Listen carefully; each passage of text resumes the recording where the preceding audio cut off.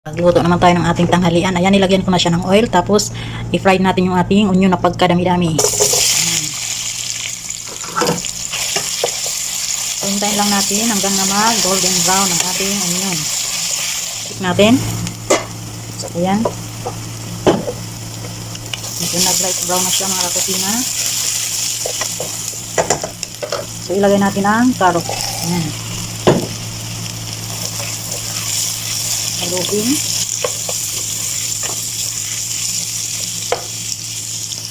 Tapos ilagay natin itong mga seeds. Pampabango sa ating kanin.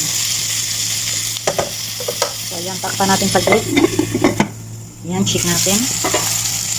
So lagyan natin siya ng coriander powder sa cumin.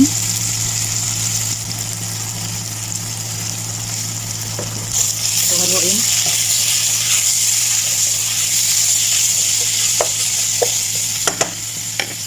Tapos lagyan natin siya ng tomato paste. Mga 1 tablespoon lang. Ayan.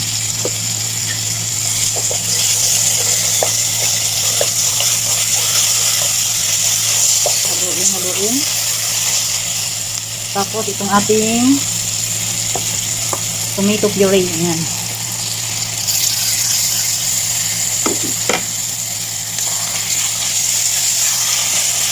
Bango. Tapos i-add na natin yung ating chicken. So isang piraso ng chicken yan. Hinatid ko lang siya.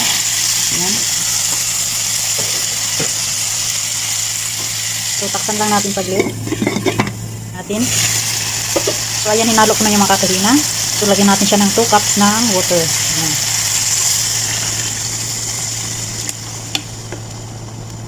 So takpan lang natin, hintayin natin na maluto yung chicken. Ayan, check natin kung luto na yung chicken.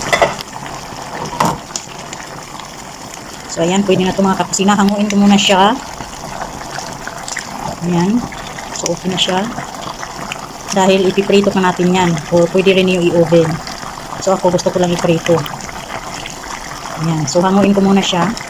So ayan na yung ating hinanguan ng ating chicken. So lagyan natin yan ng rice. So ito na yung ating chicken. So palamigin ko lang siya ng konti. Tapos ipiprito natin. So ilagay na natin dyan ang ating binabad na basmati rice. So 1 cup lang yan mga kakusina. Binabad ko lang ng 30 minutes.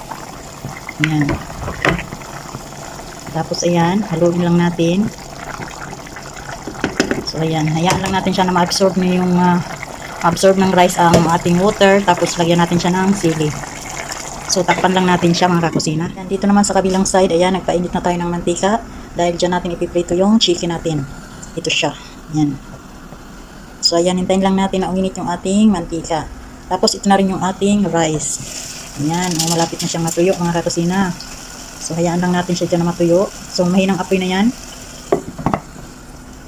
So ayan, hintayin lang natin na uminit yung ating mantika. Saka natin ilagay yung ating chicken. Ayan, nasalang na nga natin mga kakusina. So medyo distansya lang ako dyan dahil lang talsik.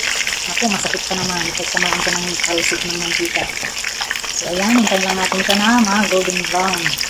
So babalik ka rin din natin yung mga kakusina. So okay na mga kakusina. So okay na yan. So ilalagay na natin yung sa ating kanin. So ilalagay natin sa toppings. Ayan, hanguin ko muna siya.